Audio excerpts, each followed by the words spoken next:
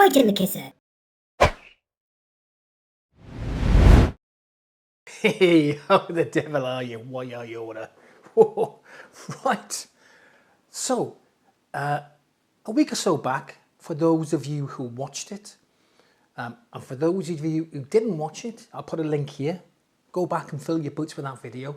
I got loads of vintage hi-fi equipment given to me. Oh, I was like a pig in muck. Interesting video, go and have a look. Well, I think it's interesting anyway. You might think it's a load of rubbish. I don't know.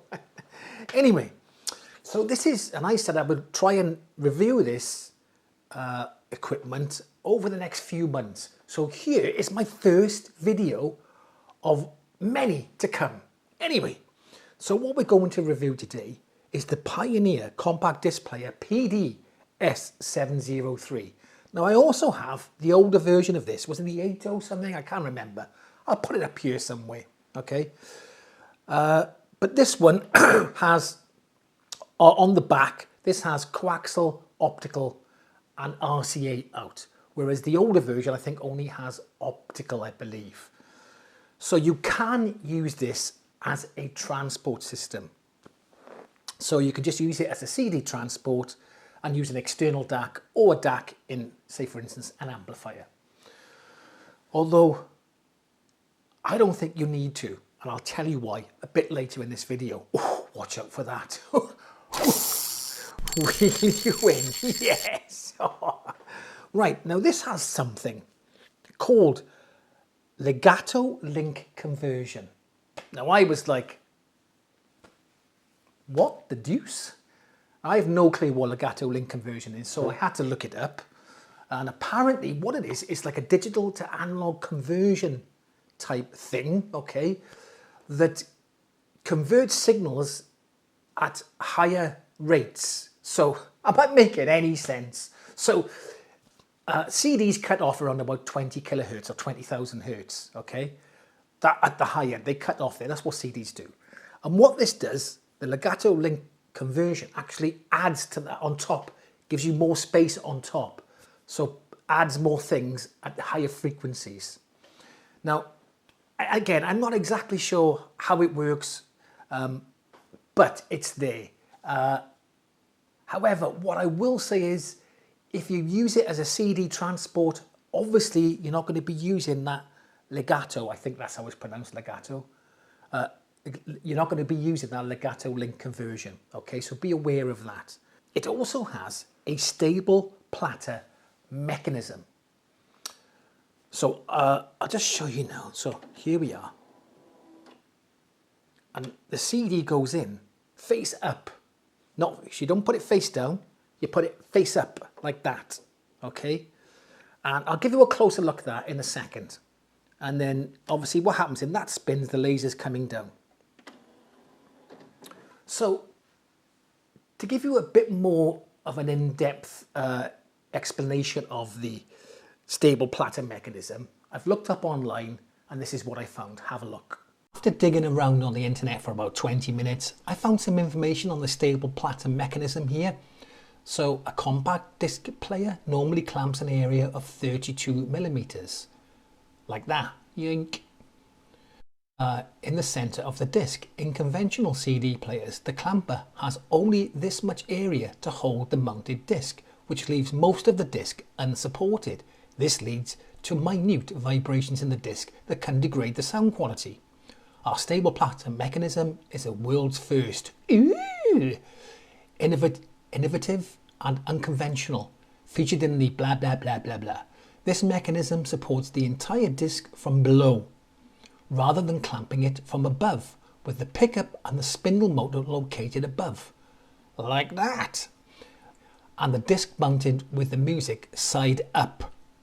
With the Stable Platter Mechanism, the disc rotates together with the platter. So I'm assuming, so what happens is this platter spins with the disc. Because of the support provided from beneath the platter, sound pressure and external vibration do not cause spurious vibrations in the disc. Moreover, the increased momentum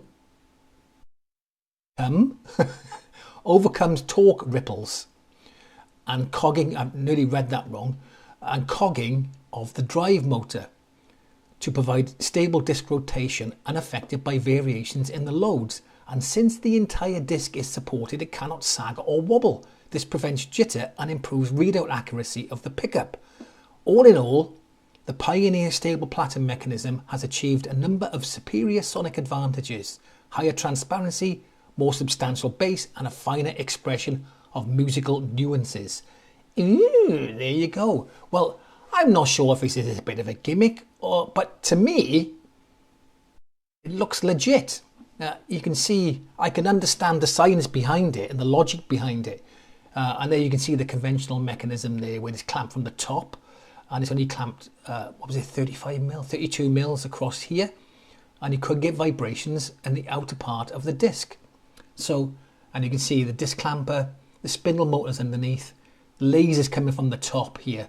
And there's a compact disc there, whereas on the Stable Platter Mechanism, that lies on the platter there face up. So the music surface is here and the label surface is underneath. Spindle motor and laser on the top, and the platter spinning that, so you don't get any vibration from the outer part of the disc. So kind of makes sense to me. What do you think? Let me know. So like I said, I don't know if it's a gimmick or not, but it makes clear sense to me. Does it make sense to you? So as you can see here, brought you in for a closer look. So there's that platter there. Obviously the laser's now pointing downwards. Yoink, okay, onto that. And then the CD lies face upwards on there, and that spins around. Just like that, okay?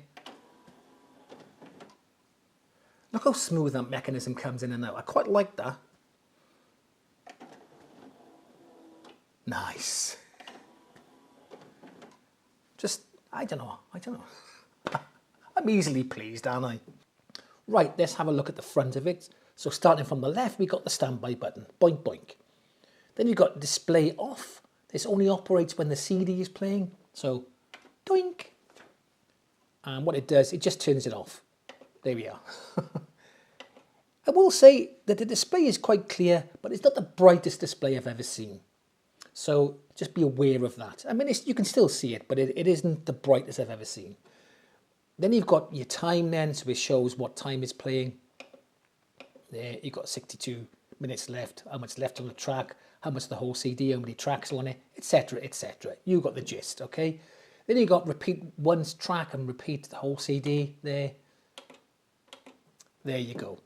Now, I will say the CD that's playing does have CD text on it, so this machine doesn't display CD text, so be aware of that. Then on the right here, we've got stop, forward, skip track, revert, whatever, vice versa, open, close, pause, play. Here we have the output selector, so I can either select analog only, or digital only, or both. Now, I'm not sure if this works like a direct button on an amplifier, where if I go analog only, it bypasses the digital signal, giving a more pure signal. I'm not 100% sure, but then again, why would it be on there? So maybe it does. So I'm going to leave it on analog. I'm going to leave it on both at the moment because I need to test the both out later. Now, the only other company I think that does something similar to the Stable Platter Mechanism is TIAC. It's a different operating system, but the same principle to try and stop vibration.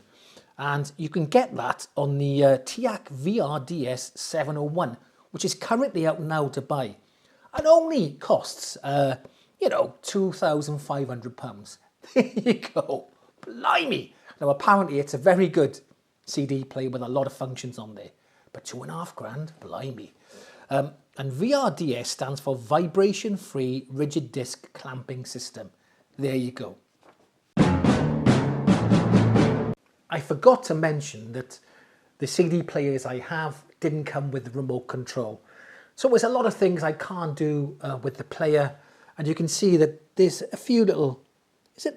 The buttons are a teeny bit worn from people pressing them, and that's why it's good to have a remote control. Otherwise you wear the buttons out a little bit. Especially, I mean, this player is from 1994. It was 30 years old, 10, 20, yeah, 30 years old. So if you keep pressing the buttons, they're going to wear out. So I probably We'll get a remote for this at some point off of eBay or somewhere. I'll find one. You can see on the top of the remote, it's got edit, auto compo, time fade. So potentially you could fade in and out if you were recording it maybe onto a mini disc or something, or tape, I don't know. It's got output level as well. And on the bottom end, you've got your program. So I can't program this without the remote control. So, but does that bother me? Not particularly. I mean, all the CD players I've ever had with a program function on them, I've never ever used it. Have you used it? Maybe some people think, oh, certain songs they want to play on a CD, but I've never used it ever. So there you go. Right. So more importantly, how does it sound? Well, right. Now, for those of you who know me, you know I love a sound comparison. You know I do, okay? And I know some of you do as well. You will get the odd naysayer, right, who goes, you can't hear it properly over YouTube because of YouTube compression, blah, blah, blah, blah. As I've mentioned previously in your comment section many times, there is no point in doing sound tests on YouTube due to YouTube compression. Shut up, you fool. Whatever, we like it, okay? So naff off. Right, so I've done a sound test, but I wanted to test the DAC directly in both of them, okay? So what I've done, I've linked this up to my Leak Stereo 230 amplifier, and I've gone out of the pre-outs to an audio capture device and into my laptop here and recorded it on Audacity and saved it as a high-res WAV file to get the best possible reproduction of the sound, which is important, okay? So you can hear any subtle differences potentially on YouTube as well. Debatable, I know. So essentially, I'm going to do one recording where I'm using the analog output, the RCA, into one of the auxiliaries, and then I'm going to make a recording then with the coaxial, from the coaxial output, the digital output on the back of this, and I'm only using it as a transport.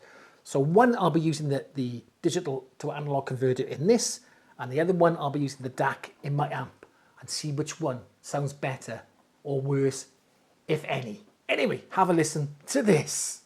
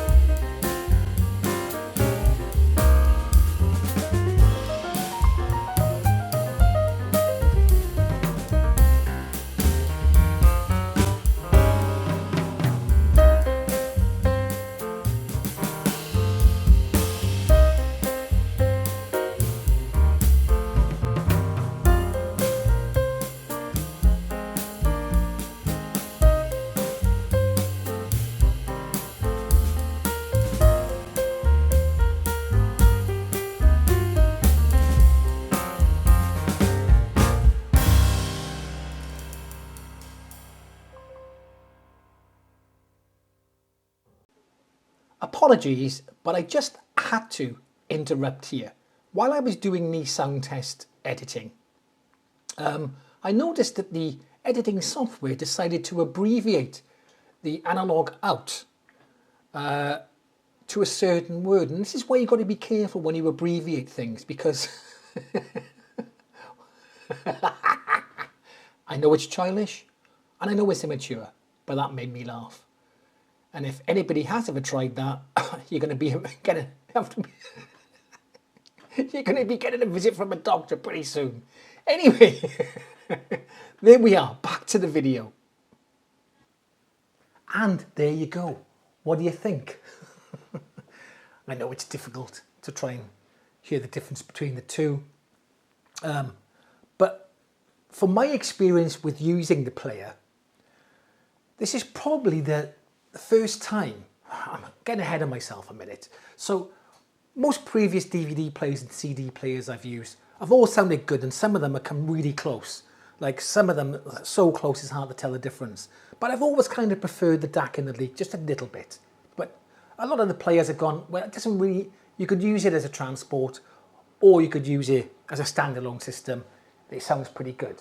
But this is the first actual time I thought to myself that I prefer the sound of the DAC in the CD player from a 30-year-old CD player.